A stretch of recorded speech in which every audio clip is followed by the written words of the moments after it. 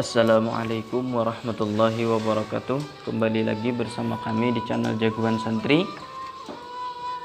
Pada kesempatan kali ini kami akan membuat video tentang manakib atau sejarah singkat dari Datuk Arifis, yang mana beliau ini adalah salah satu dari murid guru besar di zaman itu, yaitu Datuk Suban. Kepada sahabat santri, kami mintakan like-nya, subscribe-nya, aktifkan loncengnya, dan share video ini ke teman-teman kalian agar teman-teman kalian juga mendapatkan informasi yang sangat berharga pada hari ini.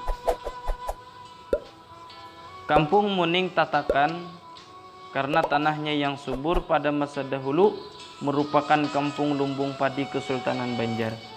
Selain itu, penduduk kampung tersebut meski memiliki ilmu yang tinggi, jagoan dan para panglima, mereka adalah orang-orang yang rendah hati, berbudi berakhlak, ramah tamah, dan suka menolong orang lain. Karena itulah kampung tersebut aman, tentram, damai, dan sejahtera. Tersebutlah di suatu negeri yang bernama Negeri Alai, tempat seseorang jagoan yang tidak ada tolok bandingnya di negeri tersebut.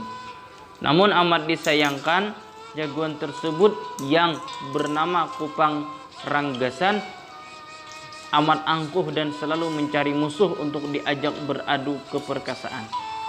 Sedangkan penduduk negeri Alai tidak ada satupun yang berani menghadapinya. Di satu hari, ketika Kupang Ranggasan petantang petenteng di jalanan telah mencari musuh, dia bertemu dengan seseorang yang sudah tua. Orang tua tersebut menceritakan sambil memanas-manasi Kupang Ranggasan bahwa memang di negeri Alai Kupang Ranggasan tidak memiliki tandingan. Namun ada di satu negeri yang penduduknya sebagian besar adalah mereka yang berilmu tinggi, namun mereka tidak angkuh. Negeri itu adalah negeri Muning Tatakan. Orang tua tersebut menyindir Kupang Ranggasan bahwa kalau punya ilmu sedikit, tak ada gunanya pergi ke Muning Tatakan.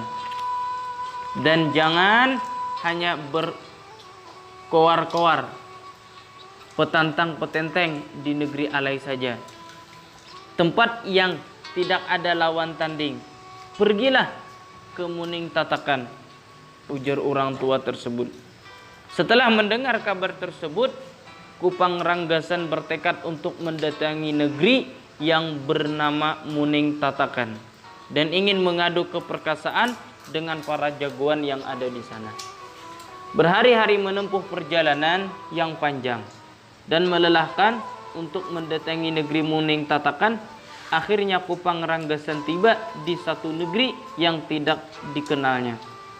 Di negeri yang tidak dikenalnya tersebut, Kupang Ranggasan bertemu dengan seorang yang berpakaian dengan bersahaja. Seorang yang berumur, telah baya, dan sangat lugu, tidak tergambar ciri seorang yang perkasa. Dengan angkuhnya Kupang Ranggasan bertanya kepada orang tersebut, "Hei kamu, apakah nama kampung ini?" tanya Kupang Ranggasan dengan keangkuhannya. "Apa maksud Tuan menanyakan nama kampung ini?" Orang tersebut balik bertanya kepada Kupang Ranggasan. Selanjutnya orang itu mengatakan bahwa kampung tersebut adalah Muning Tatakan. Dengan angkuhnya Kupang Ranggasan menerangkan jati dirinya, bahwa dirinya adalah jagoan dari negeri Alai yang tidak mempunyai lawan tanding, dan bahwa ia datang ke Muning Tatakan adalah untuk menentang jagoan dari Muning Tatakan. Dan dijawab orang tersebut bahwa di negeri Muning Tatakan tidak ada jagoan, dan bahwa semua orang di sini adalah lemah, fakir, buta, bisu, dan tuli, serta orang-orang yang tak mampu, yang tak mempunyai kuasa. Karena penduduk Muning Tatakan berkeyakinan bahwa yang paling hebat adalah dan hanyalah Allah Subhanahu wa Ta'ala. Mendengar keterangan tersebut, Kupang Ranggasan menjadi marah besar. Melihat keadaan Kupang Ranggasan seperti itu, orang itu memberi tambahan penjelasan bahwa yang hebat hanyalah Allah dan kuasa. Tiada lain hanyalah Allah dan semua selainnya adalah dusta. Kupang Ranggasan tidak mengerti maksud dan tujuan perkataan orang tersebut dan membuatnya marah kian menjadi-jadi. Dengan kasarnya Kupang Ranggasan berkata, "Hei kamu, ketahuilah aku ini jagawan dari negeri Alai." Demikian dengan keras diucapkan Kupang Ranggasan. "Dusta," kata orang yang bertubuh lebih kecil itu. "Hei, berani sekali kamu mengatakan seperti itu," bentak Kupang Ranggasan. "Aku ini jagoan dari negeri Alai yang tidak ada tandingannya," lanjut Kupang Ranggasan. "Dusta," orang itu sekali lagi mengatakannya.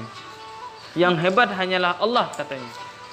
Dengan mendengar jawaban yang sama dari orang tersebut, Kupang Ranggasan berkata dengan penuh kemarahan, "Rasakan hukuman yang kuberikan kepadamu," geram Kupang Ranggasan.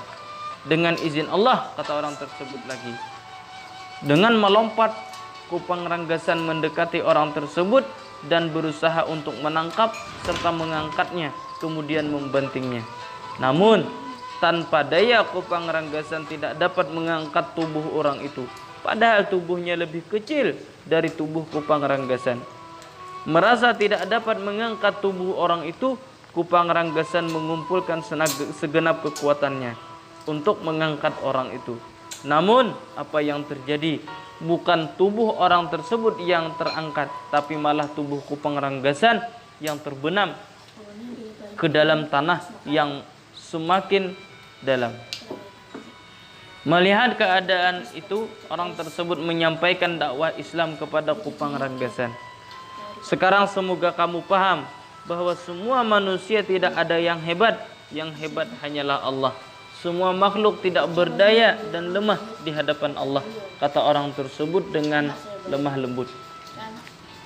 "Ampunilah aku," kata Kupang Ranggasan sambil mengiba minta dikasihani. "Aku tidak dapat mengampuni siapapun.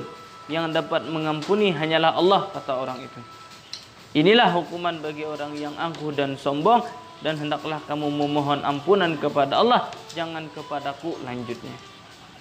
Merasa keadaannya seperti itu, Kupang Ranggasan mulai menyadari kesalahan dirinya. Dalam keadaan seperti itu, ia memohon diajarkan cara untuk melepaskan diri. "Maukah kamu berjanji, wahai Kupang Ranggasan?" kata orang itu. "Saya mau berjanji asal saya selamat dari jepitan bumi ini," kata Kupang Ranggasan. "Yang dapat menyelamatkanmu hanyalah Allah, dan kamu harus bertobat, yang artinya kamu tidak boleh mengulangi kesalahan yang telah kamu lakukan." Orang itu memberikan penjelasan. "Ulurkan tanganmu dan ikuti perkataanku," lanjut beliau. "Asyhadu an la ilaha illallah wa asyhadu anna Muhammadar Rasulullah." Dengan perlahan Kupang Ranggasan mengikuti ucapan syahadat itu, dan dengan demikian Kupang Ranggasan telah menjadi muslim.